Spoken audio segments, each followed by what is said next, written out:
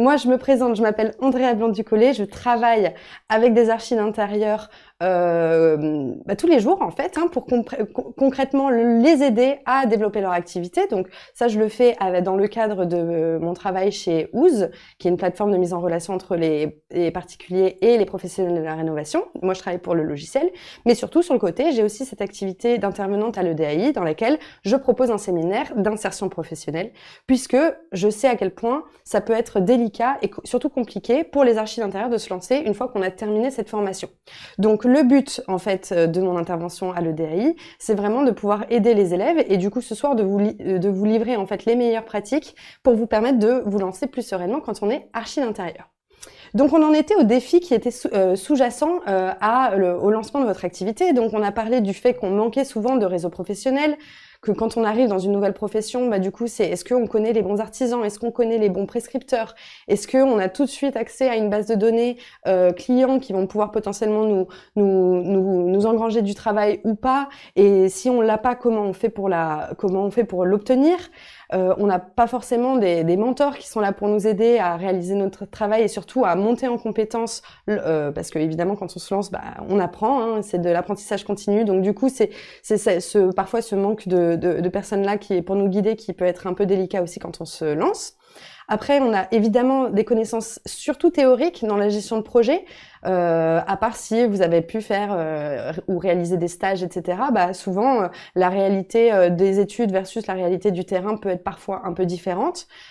Et surtout, le défi qui est lié à l'entrepreneuriat en tant que tel, et surtout de se dire que quand on se lance en tant qu'archi d'intérieur, on se lance aussi en tant qu'entrepreneur. Et c'est ça aussi parfois la problématique et la difficulté quand on se lance. Donc en fait, dans cette session aujourd'hui, on va essayer de vous donner quelques astuces, des trucs, des choses assez utiles qui vont vous permettre justement d'aborder cette session beaucoup plus sereinement.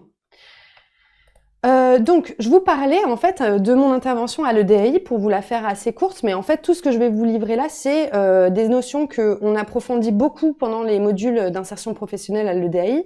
Mais en fait, moi j'ai séquencé ce module d'insertion pro en 6 modules qui permettent en fait justement d'attaquer la partie marketing et commerciale de l'entrepreneuriat en tant qu'architecte d'intérieur de manière sereine, avec un module qui est vraiment lié sur la construction de l'offre et de la valeur de l'architecte d'intérieur et surtout de l'entreprise que vous allez fonder.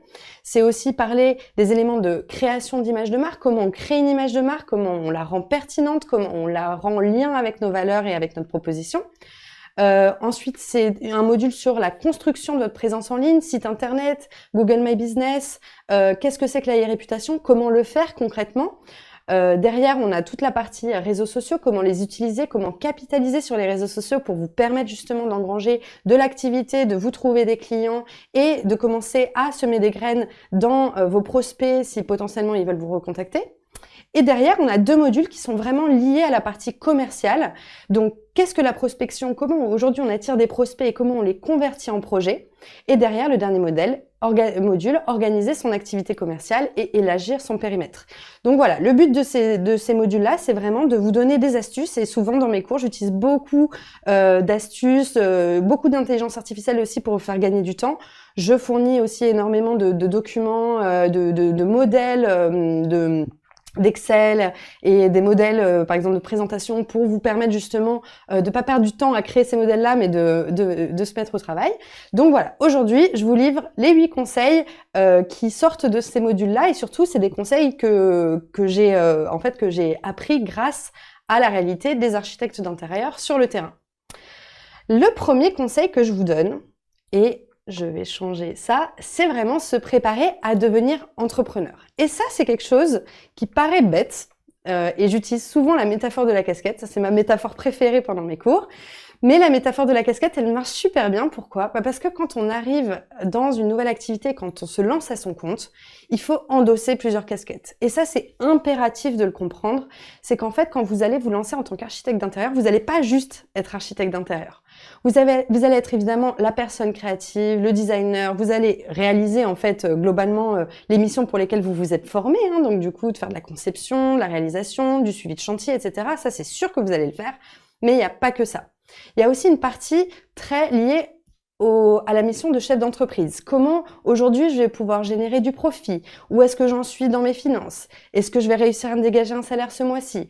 Gérer toute la partie d'administration, évidemment, qui est liée à l'URSSAF, pour celles et ceux qui sont déjà en auto-entreprise ou peu importe, qui doivent déjà gérer avec l'administration française. Vous savez à quel point c'est des parties qui peuvent être parfois lourdes, qui peuvent être contraignantes, etc. Donc, l'avoir en tête, c'est de se dire aussi que ça fait partie du métier et que tout ça, ça va être des choses que vous allez devoir endosser. Et cette casquette-là, vous allez la changer tout le temps. Vous allez avoir une bonne dizaine de casquettes que vous allez devoir endosser toute la semaine à des moments différents parce que ça fait partie du principe de se lancer en tant qu'archi d'intérieur. Évidemment, il y a la casquette du commercial. Comment vous allez réussir à vendre vos services, comment vous allez réussir à obtenir des projets et du coup engranger du chiffre d'affaires, puisque le but du module de l'insertion pro à l'EDAI, c'est vraiment de se dire quelles sont les bonnes pratiques, les bonnes méthodes que je peux mettre en place pour engranger du chiffre d'affaires. Donc on est vraiment sur une approche très terre à terre du métier d'architecte d'intérieur et surtout l'approche très commerciale et marketing.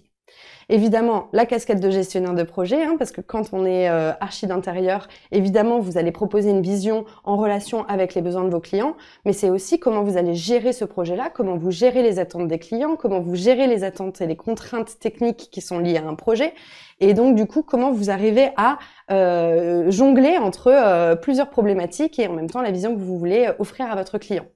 Derrière, évidemment, la notion de communicant. Donc, vous allez être votre propre responsable com, à part si vous commencez tout de suite à ouvrir un studio avec 15 personnes que vous allez employer, mais c'est plus rare. Donc, souvent, vous allez être cette personne-là qui va gérer entre des fonctions administratives, des fonctions de relations clients, des fonctions de marketing. Et donc, déjà, l'intégrer, c'est faire le premier pas sur se dire, OK, en fait, toutes ces réalités-là vont faire partie de mon quotidien, quelles vont être les méthodes, les processus que je vais pouvoir mettre en place pour pouvoir m'alléger un petit peu cette charge mentale-là et de se dire, je suis prête à me lancer. Puisque, en fait, on constate aussi énormément que quand on se lance, on fait face à ce fameux syndrome de l'imposteur. Est-ce que j'ai bien ma place ici? Est-ce que je suis réellement prêt ou prête à me lancer, etc. Donc, du coup, d'adopter tout de suite cet état d'esprit d'entrepreneur, c'est aussi faire le premier pas vers, j'espère, la réussite de votre activité.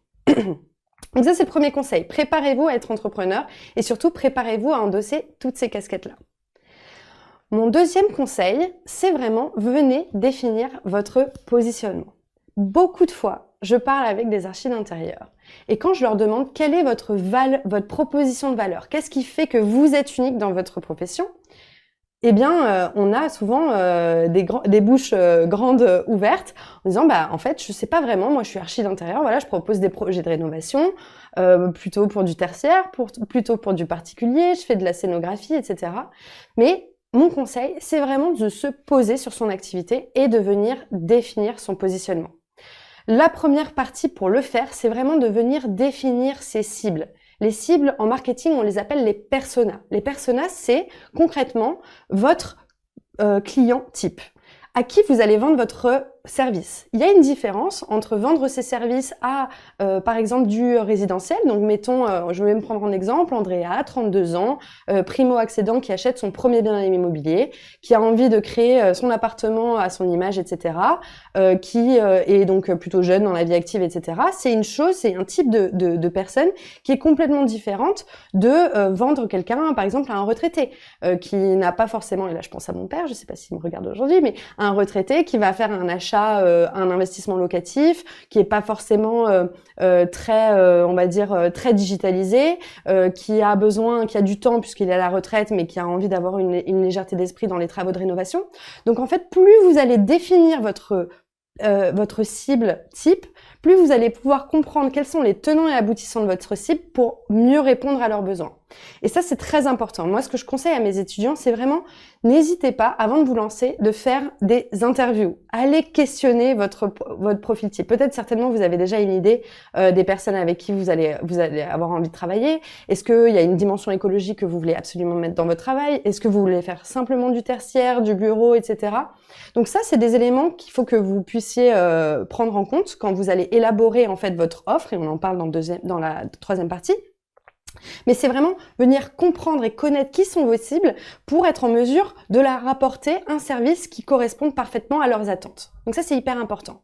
Deuxième partie, c'est l'étude de la concurrence. L'étude de la concurrence, c'est quelque chose qui doit être très simple. Parfois, ça nous fait un peu peur. Quand il y a études, etc., on se dit « Oh là là, je vais avoir des Excel, des présentations qui vont dans tous les sens. Qu'est-ce que je cherche ?» Non, l'étude de la concurrence, c'est simplement être curieux. Qu'est-ce que font les concurrents sur votre marché? Si vous vous lancez en tant qu'architecte d'intérieur à Brie-Comte-Robert, par exemple, vous allez taper sur Google « Architecte d'intérieur, Brie-Comte-Robert » et vous allez voir ce qu'ils font. À quoi ressemble leur site internet? À quoi ressemblent leurs réseaux sociaux? Quelle est la proposition de valeur qu'ils offrent à leurs clients? Quels sont leurs tarifs si jamais ils se renseignent? Quelles sont les communications qu'ils font? Et ça, c'est hyper important de s'inspirer de ce que font les autres. Donc du coup, pour se dire concrètement, qu'est-ce que moi je vais pouvoir proposer de différent ou même de similaire, hein, peu importe, il y a de la place pour tout le monde, mais surtout de comprendre en fait quelles sont les bonnes pratiques qui se pratiquent sur le marché et comment vous allez pouvoir vous en inspirer, que ce soit au niveau de votre marketing, de votre communication ou bien même de de la manière dont vous allez prospecter ou commercialiser votre offre. Donc ça, je le dis à tous mes étudiants, vraiment, allez voir ce que font les autres. Je vous montre dans un exemple tout à l'heure, un peu ce que c'est un exemple de proposition de valeur. Vous allez voir à quoi ça ressemble. Mais c'est hyper important de pouvoir voir ce que font les autres pour pouvoir vous en inspirer et voir ce que vous voulez faire ou ce que vous ne souhaitez pas faire. Et la dernière, c'est l'étude de marché. Bah, évidemment, l'étude de marché, c'est comprendre son environnement, tout simplement. Pareil, pas besoin que ce soit hyper compliqué. Certains, peut-être, d'entre vous ont déjà fait des études de marché dans leurs études auparavant, etc. Il n'y a rien de besoin de très compliqué. Et même aujourd'hui, les outils d'intelligence artificielle vous aident énormément à faire ces études-là. C'est vraiment de comprendre, est-ce qu'il y a des contraintes légales qui sont liées à votre activité? Est-ce qu'il y a dans votre environnement des éléments que vous devez connaître avant de vous lancer? Est-ce qu'il y a des normes à respecter, etc. Et en fait, comprendre votre marché, c'est déjà tout de suite abaisser certaines barrières qui potentiellement peuvent faire peur. Et surtout, plus vous allez les connaître, plus vous allez les maîtriser. Et dans ce cas-là, plus vous allez pouvoir aussi anticiper les demandes de vos clients. Donc le but ici, c'est vraiment de venir construire votre proposition unique de vente. Et ça, c'est hyper important de construire cette proposition unique de vente parce que c'est là où en fait, il faut que on puisse comprendre dans votre activité ce que vous allez vendre, pour qui vous allez le vendre et comment vous allez le vendre. Et je vous montre tout à l'heure un exemple d'une agence d'archi d'intérieur qui fait aussi des projets de rénovation avec des entreprises générales du BTP. Qui le fait super bien. Je les prends tout le temps en exemple pendant mes cours parce que je trouve qu'ils ont une super communication, etc. Donc, je vous inciterai vraiment à aller voir et à aller voir ce qu'ils font parce que c'est top. Mais donc, du coup, vous allez voir comment eux arrivent à très bien définir leur proposition unique de vente. Donc voilà, le but étant évidemment de comprendre votre marché, c'est aussi identifier les leviers qui sont pertinents pour votre activité. Évidemment, quand on se lance, on aura peut-être tendance à vouloir tout faire. C'est pas possible. On n'a que 24 heures dans une journée et j'espère vraiment que vous dormez la nuit. En tout cas, vous en aurez besoin quand vous vous lancez dans votre activité. Donc, le but, c'est vraiment d'identifier les leviers qui, selon vous, vont faire le plus de sens pour vous lancer. De quoi vous allez avoir vraiment besoin pour vous lancer et pour vous dire, OK, maintenant, je vais être en mesure de commercialiser mon service, mon activité et de pouvoir aller au-devant de mes clients pour justement tenter de vendre mes prestations d'archi d'intérieur. Et donc, in fine, de venir construire sa proposition de valeur. Je vous donne cet exemple, du coup, Berkail, B-E-R-K-A-I-L. Berkail, donc voilà, c'est une agence d'architecture d'intérieur et en même temps de rénovation. Donc, du coup, ils font, en fait, entreprise tout corps d'État. Ils travaillent avec des sous-traitants au niveau de la rénovation, si je ne me trompe pas. Et en fait, quand vous allez sur leur site internet, leur proposition de valeur, elle est très simple. Simplifions les projets de rénovation. Donc en fait, ils partent du principe que, évidemment, un projet de rénovation peut être stressant.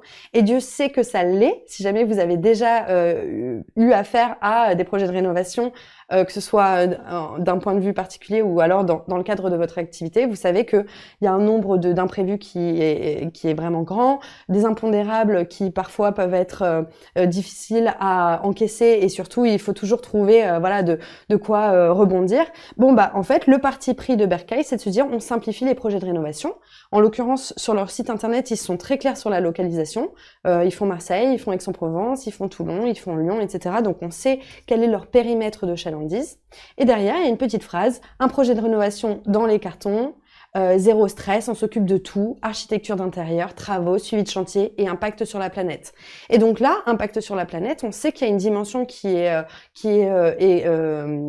durable, qui est en respect avec l'environnement. Donc voilà, du coup, on sait très bien qu'aujourd'hui, Bercail s'adresse à des projets de rénovation pour des personnes qui ont envie de faire un projet éco-durable et du coup qui a pour but aussi de simplifier tout ce process-là, une solution clé en main.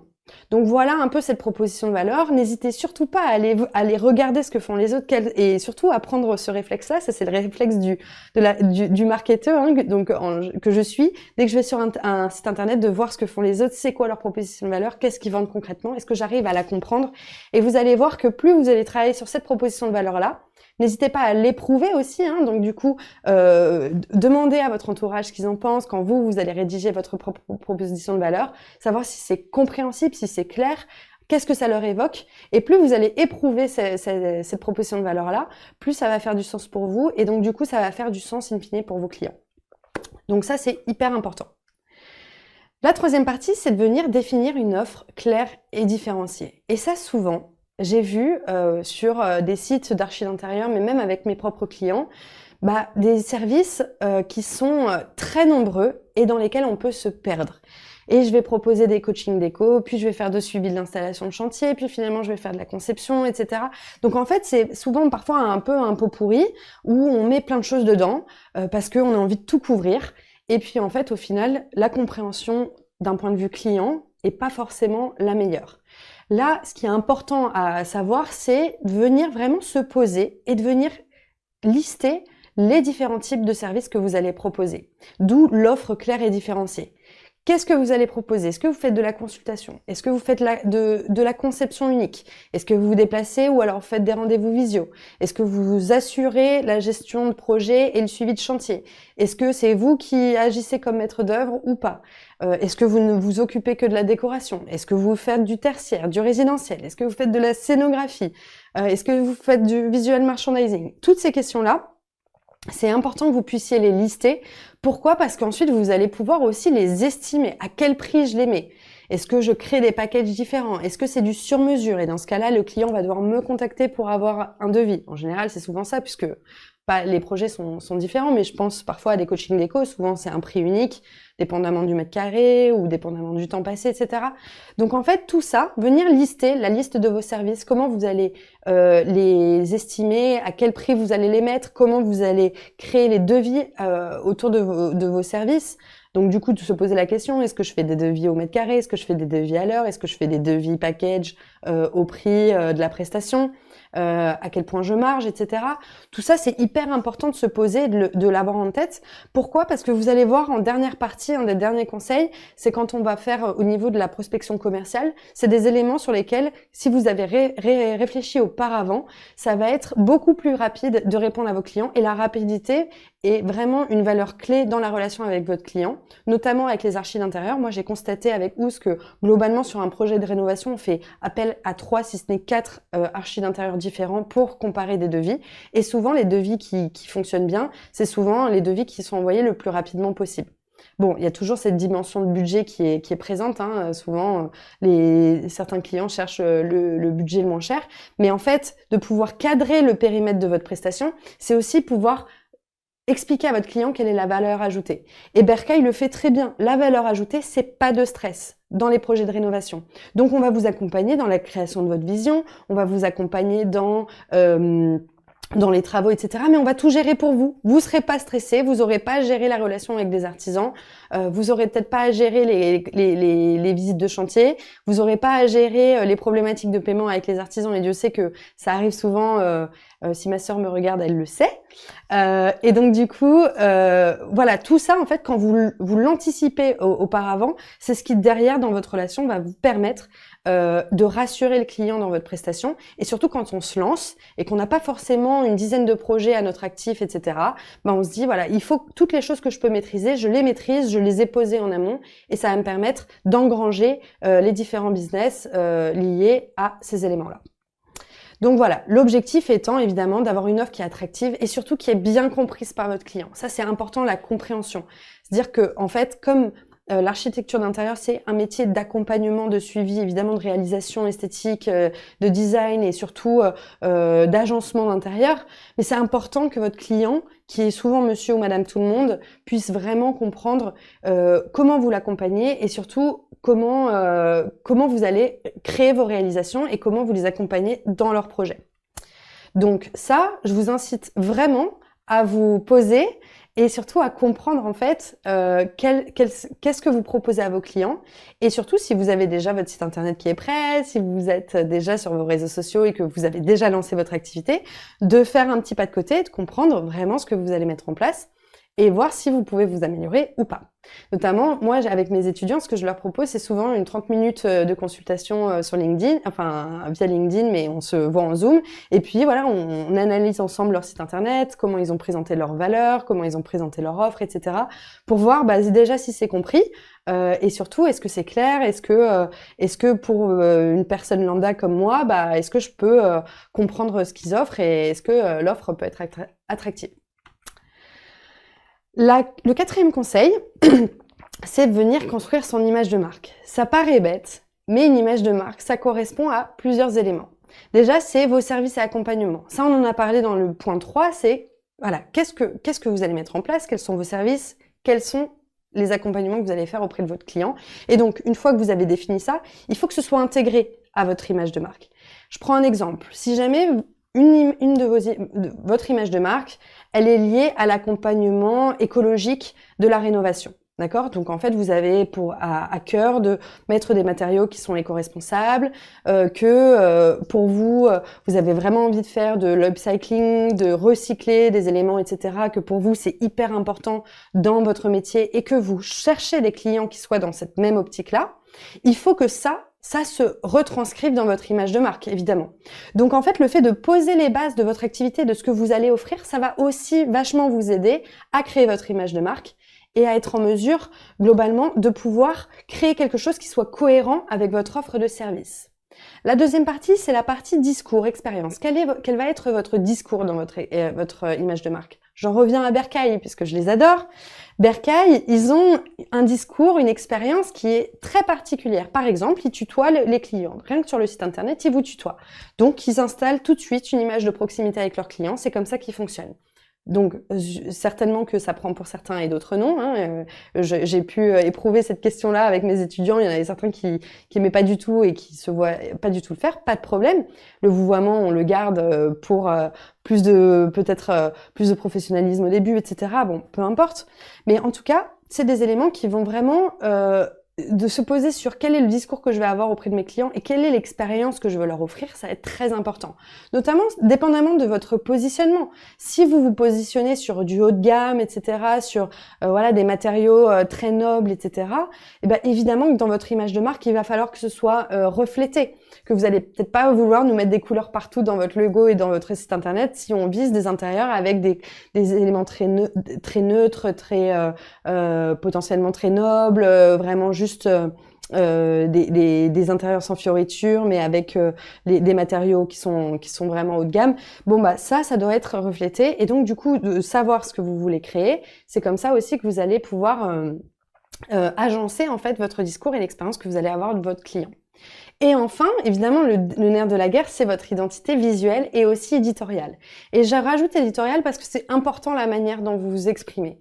Vous allez voir, et prenez l'exemple de n'importe quelle marque, d'ailleurs, on n'est pas forcément que sur de l'archi d'intérieur. Mais quand vous prenez une marque comme Michel et Augustin, qui a vraiment un ton éditorial qui est très précis, qui est vraiment très pointu sur la manière dont ils ont de s'adresser à leurs clients, et que vous le comparez avec une autre marque, je sais pas moi, type, je dirais Perle de lait pour les anciens. Bon, vous voyez que c'est pas du tout le même discours, c'est pas du tout la même identité éditoriale, etc. Donc, en fait, ça fait partie intégrante de votre identité en tant qu'architecte d'intérieur. Et donc, l'identité visuelle également.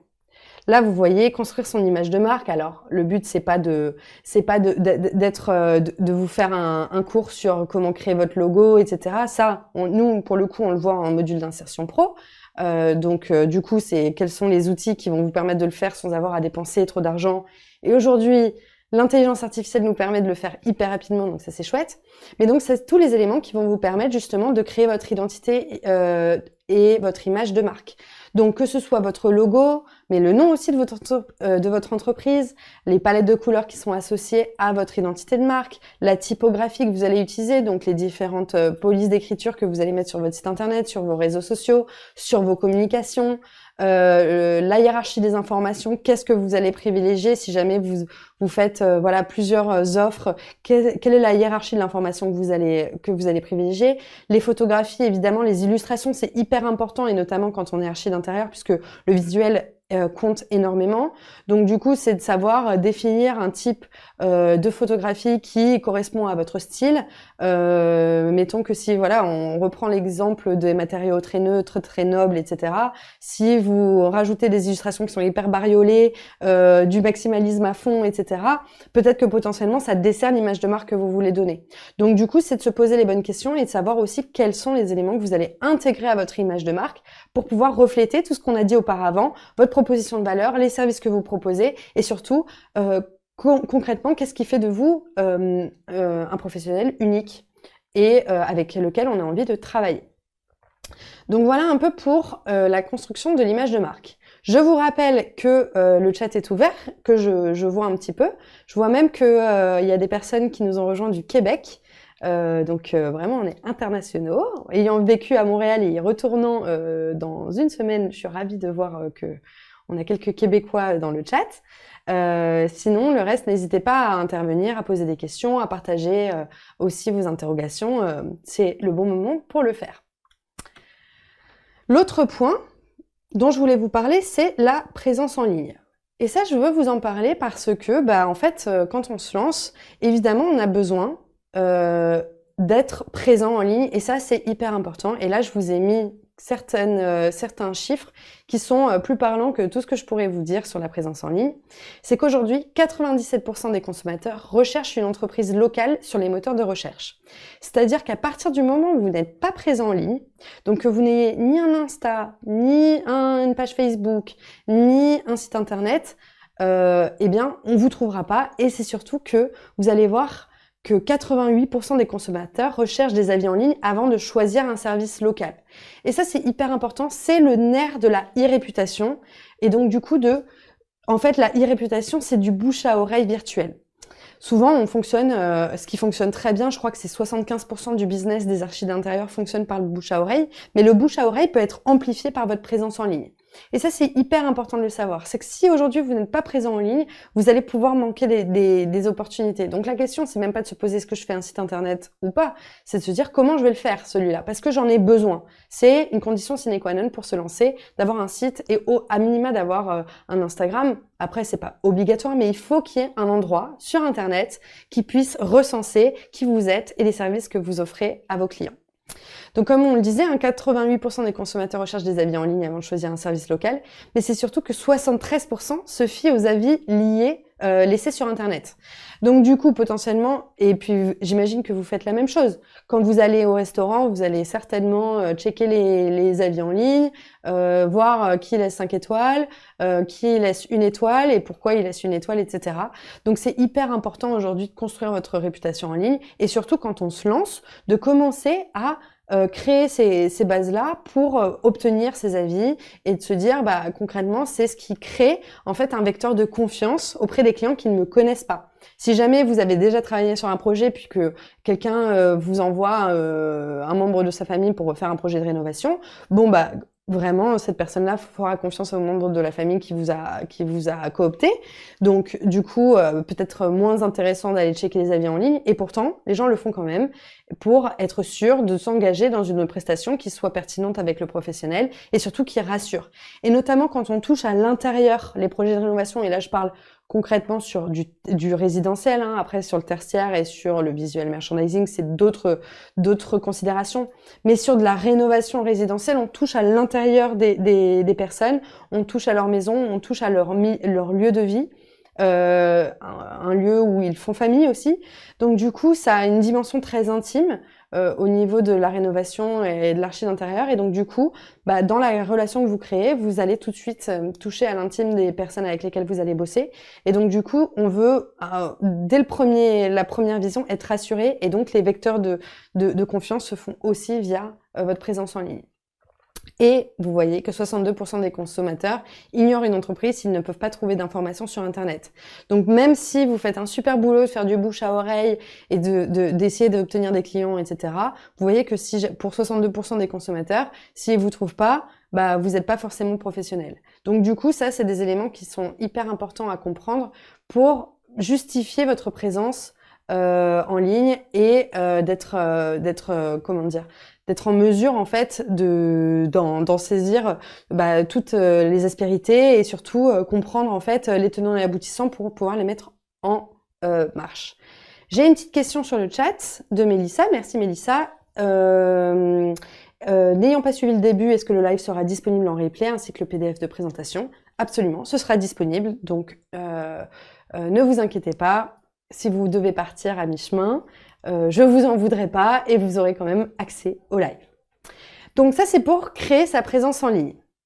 La deuxième partie de la présence en ligne, c'est les réseaux sociaux. Et ça, les réseaux sociaux, je peux vous dire que j'ai quelques étudiants qui râlaient dessus et notamment aussi beaucoup de clients et beaucoup de clientes qui ont du mal à gérer ça. Et oui, parce que travailler les réseaux sociaux, c'est un métier. Quand on est community manager, c'est un métier à part entière et on en revient sur cette casquette qu'on endosse tout le temps. Il faut aussi endosser cette partie de community management. Et en fait, nous, ce qu'on voit dans ce module-là, on a un module de 2 heures qui est lié avec le DAI à ça, mais si je peux vous le condenser en une fois, c'est venir élaborer une stratégie de réseaux sociaux, c'est hyper intéressant.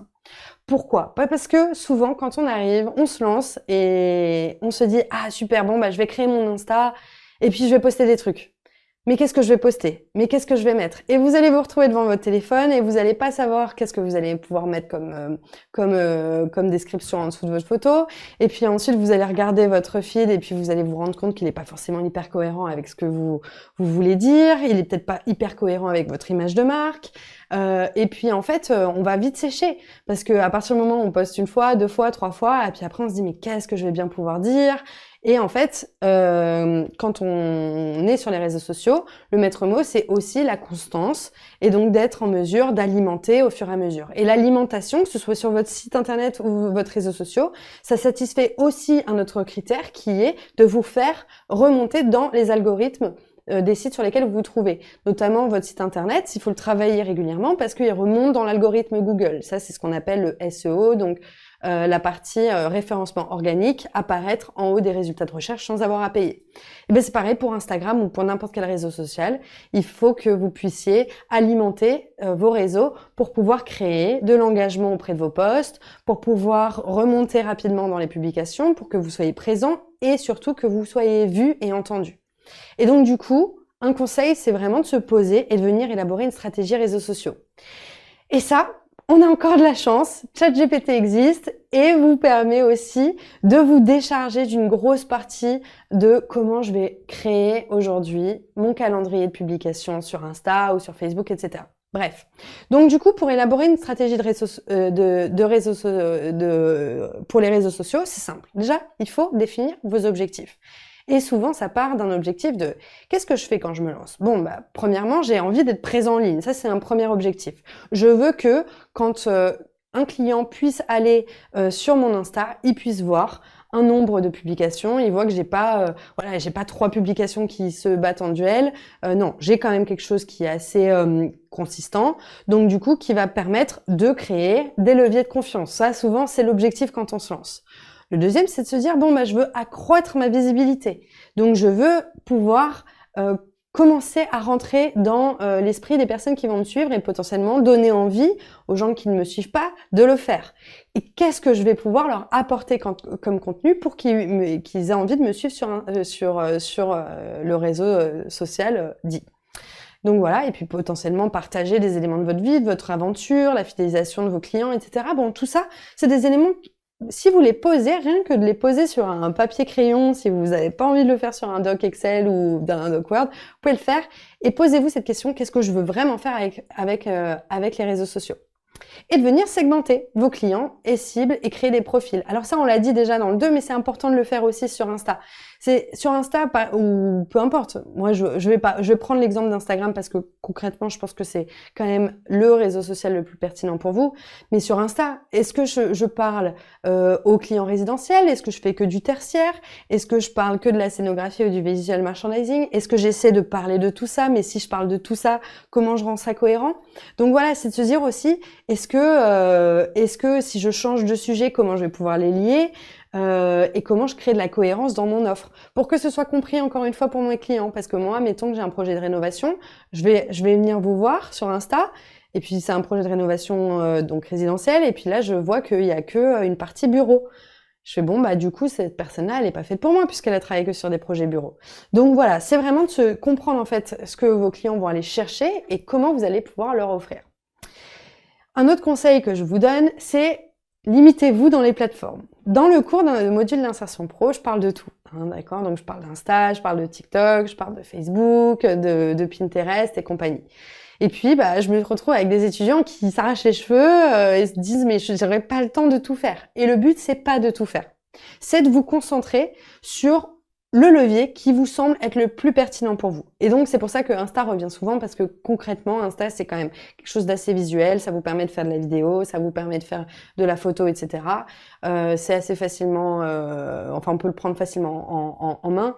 Donc, sur ces éléments-là, ça peut être pertinent. Donc du coup, c'est vraiment de vous dire, bon bah concrètement sur quel cheval je vais miser en termes de réseau social.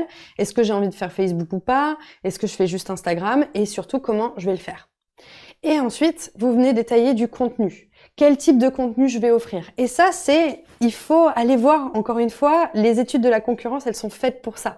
Quand vous allez voir vos concurrents, pas forcément vos concurrents, les gens qui vous inspirent, hein, et ça peut être dans le même marché que vous, dans la même industrie, mais ça peut être dans des industries différentes, relevez les meilleures pratiques. Parfois, le marketing et surtout la communication, c'est pas réinventer la roue. Souvent, on se creuse la tête en se disant voilà, de quoi je vais bien pouvoir parler, qu'est-ce que je vais faire. Et en fait, il suffit d'aller voir ailleurs, de se dire bon bah là, il y a eu un super exemple, je sais pas moi, les 5 conseils pour rénover des combles, par exemple. Ah mais ça, j'ai trouvé que c'était super. Bah ça tombe bien. Moi, par exemple, j'ai travaillé sur comment intégrer un espace bureau dans une chambre. Bon bah voilà, je vais parler des 5 conseils pour intégrer ça. Et donc du coup, c'est de se dire bon bah une fois que j'ai des thématiques, des grands thèmes, etc. Qu'est-ce que je vais pouvoir créer en fonction de ces thématiques-là? Donc il y a vraiment faites la différence entre la production de contenu et sa diffusion. Par exemple, vous allez certainement dans votre site internet créer des articles de blog. Et ça c'est important pour mobiliser un petit peu la partie création de contenu et surtout référencement organique. Bon bah ces articles de blog, vous aurez déjà un contenu, mais surtout comment vous allez diffuser ce contenu-là. Est-ce que de cet article vous allez faire des petites des petits visuels avec un carrousel sur Insta et puis un lien vers le site internet? Est-ce que vous allez faire un Reels? Est-ce que vous pouvez faire les deux? Est-ce que vous allez pouvoir prendre des petites citations de votre article de blog et le remettre sur votre contenu Insta? Tout ça, c'est de la diffusion. Donc, vous partez d'un seul et même contenu et vous allez le diffuser de manière différente, sous différents formats. Donc ça, c'est important de se poser quand vous élaborez votre stratégie de réseaux sociaux, de vos réseaux sociaux. Et surtout, vous pouvez demander à ChatGPT de vous aider dans ça parce que l'algorithme et l'intelligence artificielle surtout va vous aider à désacraliser toute cette partie de communication. Après, évidemment, je dis pas de faire que des copier-coller de ChatGPT, c'est aussi pour vous inspirer. Je pense que c'est important aussi de rajouter, et d'où l'intérêt de votre identité éditoriale, de rajouter votre patte et surtout de comprendre en fait votre personnalité à travers vos contenus. Donc ça, c'est super important de le comprendre. Et derrière, de faire de la planification. Ça, c'est toujours un peu embêtant de faire, mais c'est hyper important parce que plus vous allez être constant, plus vous allez voir que ça va engranger l'algorithme de la bonne manière. La planification, c'est pas de se dire je vais planifier tous les jours une publication, c'est pas possible. Vous allez vous lancer, vous allez avoir plein de choses à gérer et concrètement, quand vous vous lancez, l'objectif c'est d'avoir des clients. Instagram, les réseaux sociaux, on fait du long terme. C'est une stratégie qui est long-termiste. Plus vous allez, plus vous allez créer, plus ça va vous rapporter des clients, mais peut-être que sur l'instant T, c'est pas ça qui va vous rapporter le plus. Donc du coup, c'est de se dire, bon bah, je vais planifier. Même si vous publiez 1 à 2 fois par semaine, c'est tout, pas besoin de plus. Au moins, soyez réguliers, mais planifiez ces éléments-là. Dites-vous que tel jour, je vais pouvoir mettre ça, rédiger en avant tout ce que vous allez faire, créer vos visuels et publiez-les au fur et à mesure, pas tous en même temps, ou peut-être qu'au début, vous commencez avec une dizaine de visuels et puis ensuite vous publiez au fur et à mesure. Et en fait, ça va vous permettre de vous décharger aussi de la charge mentale, de vous dire j'ai pas posté depuis 3 semaines, il faut que je poste à fond. Et puis en fait, on se prend un mur, on a du mal à reprendre le rythme. Donc plus vous imposez un rythme et plus ce sera facile de le faire. Donc voilà. C'est en forgeant qu'on apprend à être forgeron. Je crois que c'est ça l'expression. Donc voilà, ça c'est pour l'élaboration de votre stratégie des réseaux sociaux. Et donc je l'évoquais juste avant, belle transition, c'est que souvent on opte, du coup les réseaux sociaux c'est une stratégie qui est long-termiste. Pareil pour votre site internet, c'est long terme. Alors c'est long terme et court terme en même temps puisque ça va être le site, c'est vraiment votre vitrine. Hein. Donc du coup concrètement, c'est là où aussi les clients vont vous contacter via les formulaires ou si vous mettez votre numéro de téléphone. Mais donc du coup, il y a un truc, c'est venir maîtriser l'art de la prospection. Et ça c'est dur, surtout pour les personnes qui sont pas forcément des commercionnés. Il y en a certains, c'est leur zone de génie. Ils arrivent à vendre, ils sont super forts sur ça, etc.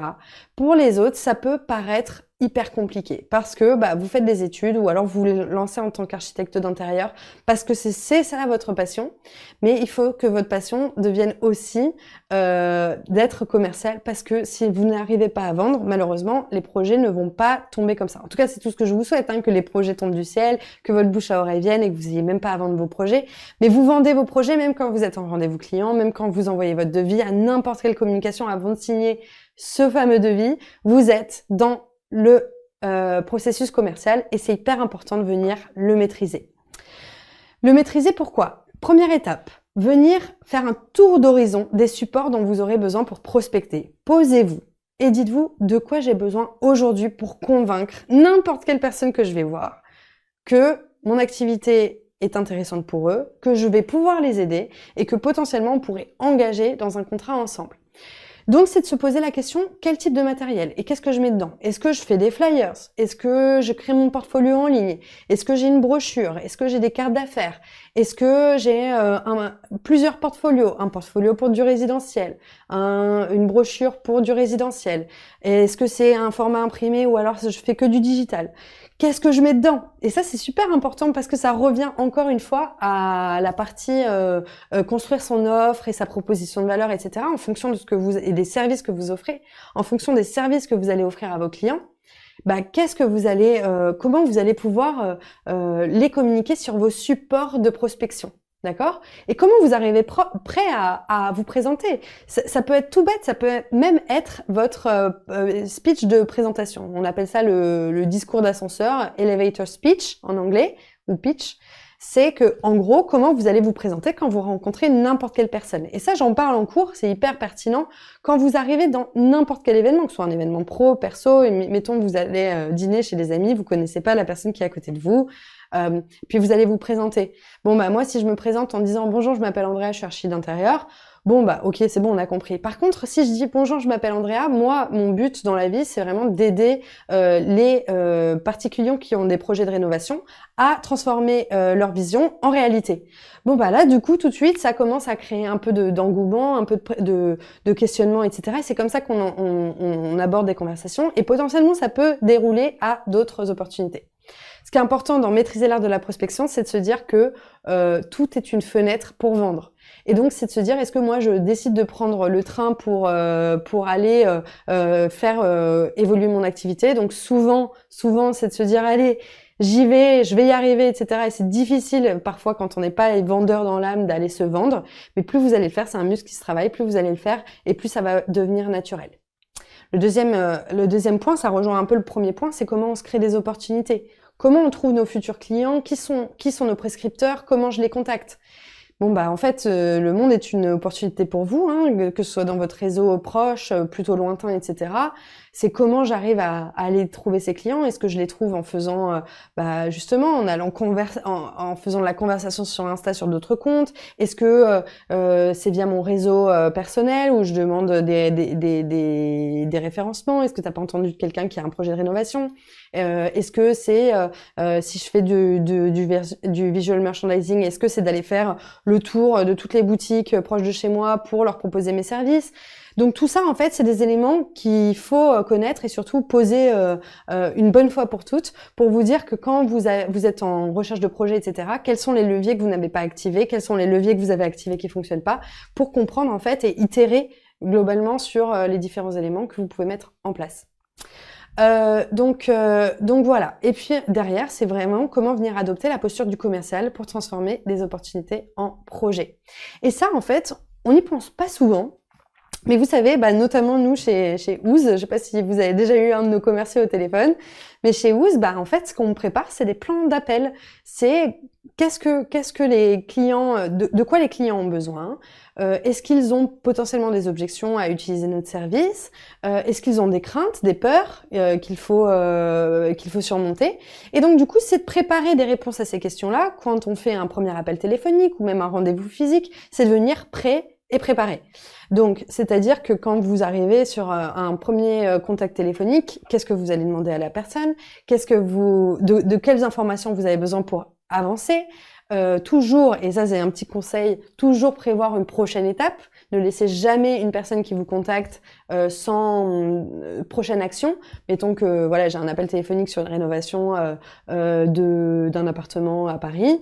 Bon bah concrètement, la personne m'appelle. Oui, j'ai vu votre numéro sur internet. J'avais besoin d'avoir plus d'informations. Vous expliquez ce que vous faites. Bon bah écoutez, quand est-ce que vous êtes dispo cette semaine? Je viens vous voir à votre appartement. Blablabla. Bon, vous voyez, c'est créer tout le temps des prochaines actions pour être sûr que cette personne-là reste dans votre entonnoir. Et ça, c'est le prochain point qu'on va voir ensemble. Donc voilà, venez prêts et surtout, mettez tout ça à plat. Parfois, ça paraît peut-être bête de se dire « Ah, j'ai plein de documents, ça sert à quoi de l'écrire, de le garder, etc. » Mais en fait, c'est hyper important parce que le jour où vous allez le confronter à ce fameux premier appel, vous allez pouvoir vous dire « Qu'est-ce que j'ai fait de bien ? Qu'est-ce que j'ai pas fait de bien ? Qu'est-ce qui a fait qu'à ce moment-là, j'ai eu un client qui m'a fait faire une visite de son appartement, puis il m'a plus jamais répondu. Qu'est-ce que c'est ? Est-ce que c'est quelque chose qui est lié avec moi ? Ou alors, malheureusement, c'est le coup du destin, la personne m'a juste ghosté, bon, bah voilà.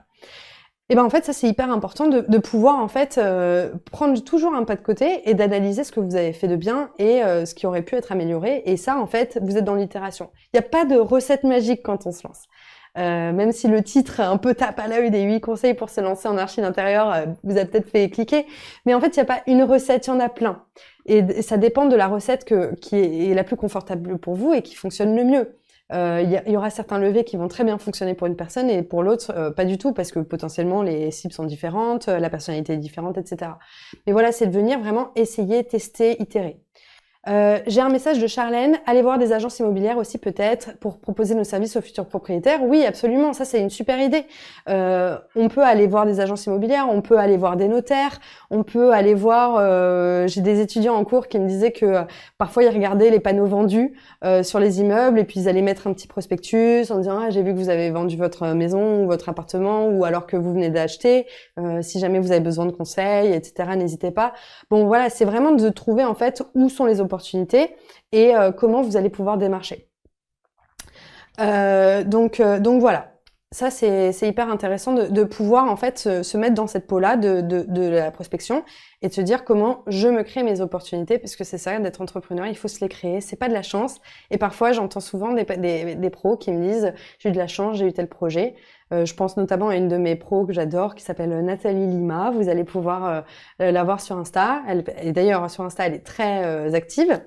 Et Nathalie, elle me dit, j'ai eu de la chance, à un moment donné, elle a eu un super projet de rénovation. Mais en fait, ce qu'elle m'a dit juste après, c'était que concrètement, ce projet de rénovation, elle l'avait eu parce qu'elle était partie dans une maison de vacances en Bretagne et que elle trouvait qu'il y avait tellement de potentiel dans la maison qu'elle avait décidé de faire une 3D rapide à la propriétaire en lui disant tiens, j'ai des idées, ça pourrait être top. Mais juste comme ça, c'était pour voilà, juste pour le fun quoi. Et puis en fait, 1 an après, la personne l'a recontacté en disant OK, go, j'ai un projet pour toi, j'ai envie de travailler avec toi. Bon bah voilà, on se crée des opportunités. Et donc c'est tout le temps être au devant en fait de ces opportunités là pour réussir dans son activité. Et enfin, le dernier point, parce que on arrive un peu à la fin, on a eu un problème technique, donc du coup, c'est pour ça. Donc si vous pouvez rester avec moi encore un petit peu, avec plaisir, c'est de venir organiser son activité commerciale. C'est très lié à la prospection, mais en fait, c'est hyper important de faire ce genre d'exercice. On va parler d'entonnoir de vente. L'entonnoir de vente, c'est comme un entonnoir, hein, le nom le porte bien. Et donc, c'est de se dire qu'en fait, concrètement, dans un entonnoir, on peut avoir plein de gens qui vont transiter et puis qu'en fait, au final, on aura peut-être 1 ou 2 personnes qui vont travailler avec nous. D'accord? Donc, en fait, plus l'entonnoir se restreint, plus les personnes ne quittent le processus. Et donc, du coup, c'est de se dire, à partir du moment où la personne rentre dans mon entonnoir, comment je fais pour l'accompagner jusqu'en bas? Donc ici, j'ai mis un petit graphique ici, je sais pas si vous voyez les étapes du tunnel qui est converti. Attirer du trafic, donc comment je fais pour que, par exemple, les personnes viennent sur mon site internet, consultent ma page, mes services, etc. Recueillir une adresse mail, donc comment je fais pour que ces personnes qui sont là aillent directement sur le formulaire et soumettent une demande. Une fois que j'ai leurs coordonnées, comment je crée la relation, comment je les contacte, donc on en revient au plan d'appel, qu'est-ce que je vais leur proposer, etc. Quelles sont les questions que je vais lui poser, quel est le questionnaire que je vais mettre à disposition pour comprendre, etc. Comment je vais réussir à convertir le client. Donc, à partir du moment où j'ai le besoin, quelles sont les différentes étapes qui vont me permettre de convertir le prospect en client. Donc, réaliser un premier rendez-vous téléphonique, un rendez-vous physique, venir proposer mon devis avec des explications, leur proposer des premières pistes d'intention, type des mood boards par exemple, et ensuite leur faire signer un devis pour ensuite les servir. C'est ça un entonnoir de vente. Donc se poser cette question-là, c'est de se dire voilà, comment je vais pouvoir séquencer, et je vous donne un exemple juste après. Donc voilà, c'est vraiment suivre le parcours de vente. Et il y a autant d'entonnoirs de vente qu'il y a de cibles différentes, évidemment. Si vous vous adressez à quelqu'un qui est dans le résidentiel, ce sera pas le même entonnoir de vente que quelqu'un qui sera dans le tertiaire et qui aura besoin de faire, par exemple, du visual merchandising sur une boutique. Ce sera différent parce qu'il y a des parties prenantes qui sont différentes aussi, il y a des preneurs de décision qui sont différents. Donc du coup, le but, c'est vraiment de comprendre, et d'où l'intérêt de comprendre ces cibles avant pour pouvoir définir un entonnoir de vente qui soit sensé et qui soit structuré. Je vous donne un exemple. Pareil. Alors, j'ai fait un exemple d'entonnoir de vente. Le premier, donc du coup, c'est en rose, c'est les actions que moi je prends, et en vert, c'est en vert sapin, c'est les actions que le client va prendre. Donc, premier exemple, je crée une publication sur les réseaux sociaux sur les 5 raisons pour lesquelles il faut travailler avec un architecte d'intérieur. Donc voilà, vous voyez, vous avez créé un article de blog dans lequel vous avez fait un carrousel, donc les 5 raisons, et puis vous avez mis dans votre description lien dans ma bio pour accéder à l'article. Qu'est-ce qu'il fait le client? Bon, le client, il a été alpagué par votre publication, et ensuite il va aller cliquer dans la bio pour aller voir votre site internet. Et puis en fait, il a lu l'article, et puis ensuite il s'est baladé sur votre site, et puis il a vu vos services, il s'est rendu compte que c'était pile poil de ce dont il avait besoin puisqu'il était en plein projet de rénovation. Et donc du coup, il vous contacte via le formulaire pour vous parler de son projet. Bon, vous, qu'est-ce que vous pouvez faire? Et là, en vert, c'est un peu les actions que vous pouvez mettre en place. Déjà, vous avez en général, dans votre formulaire, vous demandez le nom, le prénom, l'adresse mail, le numéro de téléphone, c'est, on va dire, les 3 premiers critères à avoir. Bon, qu'est-ce qu'on peut faire? Déjà, on peut tout de suite aller stalker la personne, hein, et ça, je vous conseille de le faire. Vous allez voir sur LinkedIn qu'est-ce que la personne fait, et vous allez pouvoir préparer votre appel en fonction des informations qu'il a renseignées dans le formulaire. Souvent, il nous dit, voilà, j'ai un projet de rénovation type, voilà, c'est un investissement locatif, c'est un petit studio à Paris, il fait 17 mètres carrés, il est en sale état, moi j'ai besoin d'avoir quelque chose pour faire du Airbnb par exemple. Bon, ok, donc ça c'est très clair, la demande elle est claire, vous pouvez voir à la personne, vous savez quel poste il ou elle occupe, etc. Bon, et ensuite vous allez l'appeler par téléphone pour comprendre ses besoins. Et ça, faut faire hyper rapidement, hein. La personne vous envoie un message, n'attendez surtout pas 48 heures. Dès que vous pouvez, appelez-le. Mais d'où l'intérêt de préparer ces plans d'appel auparavant. Oui, bonjour monsieur, voilà, j'ai bien compris, vous faites de l'investissement locatif, super. Donc moi, c'est des projets sur lesquels je travaille. Donc moi, ce que je vous propose, c'est de me rendre sur le lieu. Quand est-ce que vous êtes disponible cette semaine pour qu'on puisse faire une visite d'appartement? Moi, je travaille comme ça. Donc j'ai plusieurs, soit je vous propose des projets de conception, soit je vous donne une solution clé en main et je travaille moi-même avec des artisans du BTP qui peuvent vous réaliser vos travaux. Donc voilà, moi je vous propose qu'on se rencontre et qu'on puisse en parler directement de vive voix pour pouvoir voir quelle serait la formule qui vous correspond et surtout que je puisse avoir une première idée et appréhender l'espace. Bon, bah voilà, vous avez votre première action et ensuite vous continuez. Je conviens d'un rendez-vous sur site avec lui. Donc du coup, en fonction de l'appel, évidemment, bon, je suis partie vite, mais je prépare mes documents avant d'aller sur site. Donc du coup, de quoi j'ai besoin pour aller sur site? Bah, de mon portfolio imprimé potentiellement. Est-ce que je donne une page de présentation sur ce que je suis, mes cartes d'affaires? Est-ce que je prépare un premier jet, ce qui m'aurait par exemple fourni un plan avec? Je prends évidemment mon mètre, mon pantonnier, mon laser, peu importe si j'ai besoin de faire du relevé de côte hyper rapide, etc. Bon bah voilà, ça, vous savez que une fois que vous arrivez dans le rendez-vous, vous savez exactement comment vous allez mener le rendez-vous avec lui. Première étape, vous allez vous présenter. Deuxième étape, on va parler des besoins. Quelles sont les questions que je vais devoir lui poser pour justement être sûr de bien capter et de bien comprendre le périmètre du service. Parce que plus vous allez comprendre ce dont votre client a besoin, plus vous allez être en mesure justement de leur proposer un service qui soit complètement adapté à leurs besoins.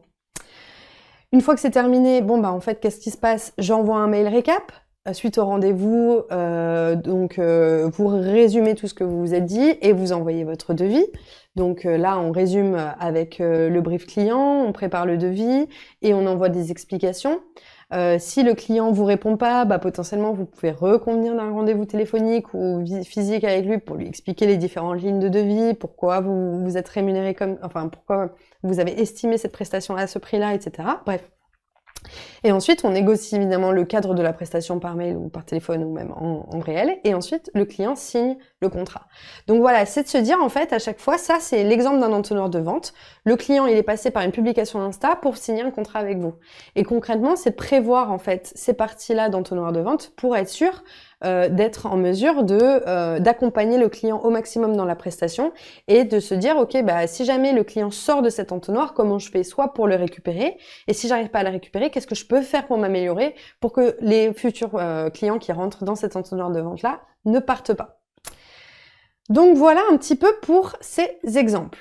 Alors, pour résumer les 8 conseils, je vais pas vous les redire puisque vous les avez vus, mais concrètement, pour moi, le conseil le plus important, c'est vraiment de venir définir votre offre et surtout vos cibles.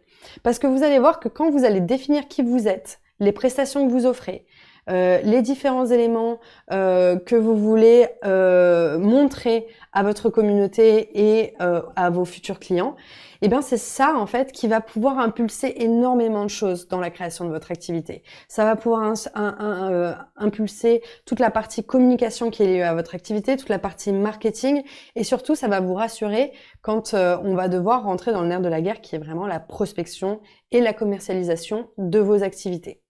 Donc voilà, du coup, c'est évidemment difficile de résumer un lancement d'activité en 1 heure. J'espère que ça vous a intéressé, vous a interpellé, que vous avez appris certaines choses. C'est vrai que ça, c'est un module que je couvre en 12 heures avec le DAI, donc avec les étudiants, et on va vraiment en détail. On donne beaucoup d'exemples, on fait beaucoup de cas pratiques aussi ensemble, on utilise énormément d'outils liés à l'intelligence artificielle pour faciliter tout ce processus-là. Et d'ailleurs, il y a une grosse évolution des outils d'intelligence artificielle qui nous permettent de gagner énormément de temps, donc je vous incite vraiment à les utiliser au maximum. Si vous avez des questions, n'hésitez pas dans le chat. Je crois qu'on a un petit décalage, donc du coup, je vais attendre un peu vos questions. Je nous laisse 2-3 minutes. Et puis, sinon, écoutez, vous pouvez toujours poser vos questions et le DAI vous répondra. Et je serai ravie d'y répondre si jamais vous en avez des questions plus liées à un sujet en particulier que j'ai évoqué. Je suis présente sur LinkedIn sur le nom de Andrea Blanc du Collet. Donc vous pouvez m'écrire. et me faire vos retours. Si vous avez des bons retours, n'hésitez pas à le faire sur LinkedIn. Si vous avez des pistes d'amélioration, vous pouvez le faire aussi, je prends tout. Voilà un petit peu cette partie sur les 8 conseils pour se lancer en tant qu'archi d'intérieur. Alors, j'attends un petit peu vos questions et si on n'a pas de problème et je vous laisse aller dîner tranquille.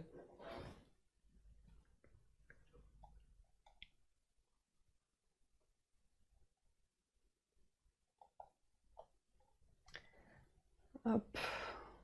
Alors, j'ai Chris qui me dit super merci. Alice, auriez-vous un conseil pour trouver ses premiers clients lorsqu'on n'a pas encore de contenu, vu qu'on n'a pas encore travaillé, s'il vous plaît? Merci beaucoup pour la vidéo, très intéressant, super.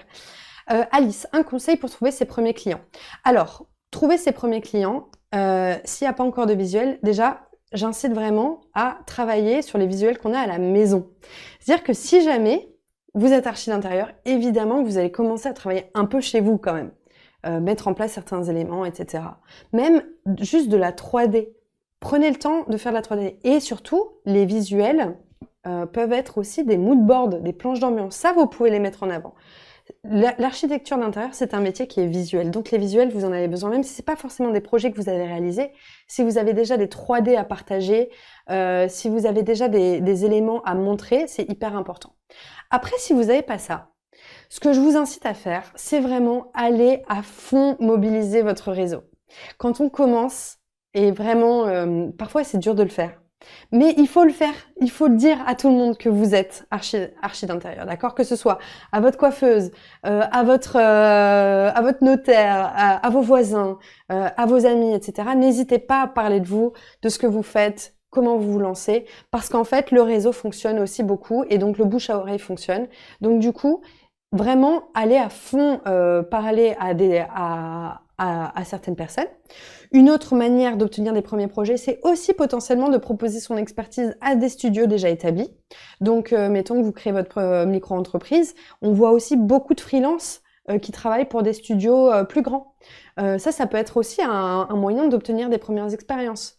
Des personnes qui cherchent ponctuellement voilà, des missions, des freelances pour les aider dans la réalisation de certains projets et tout, bah ça, vous pouvez aller contacter des studios. Donc en fait, les studios sont pas forcément des concurrents directs, parce que si vous vous lancez et que vous avez besoin de vous faire la main, d'avoir des visuels et surtout de commencer à avoir des projets et surtout d'engranger du chiffre d'affaires pour votre activité, n'hésitez surtout pas à aller contacter des archis d'intérieur qui potentiellement auraient besoin de vous pour faire de la conception, pour les aider sur des rendez-vous, etc.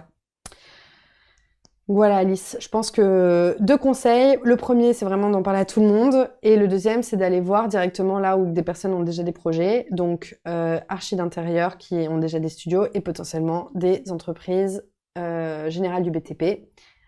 Et d'essayer de nouer des liens avec ces personnes-là pour qu'on puisse vous aider à générer en fait certains éléments d'archi d'intérieur.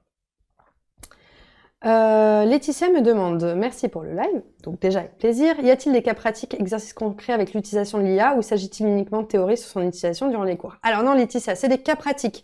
Moi ce que je fais avec l'IA, c'est que cette année, en fait l'année dernière, j'ai fourni quelques prompts, etc. Là j'ai découvert énormément d'outils liés à l'intelligence artificielle, donc je mets à jour mes cours au fur et à mesure des outils que je découvre. Par exemple, là il y a un outil qui s'appelle Aiter.io,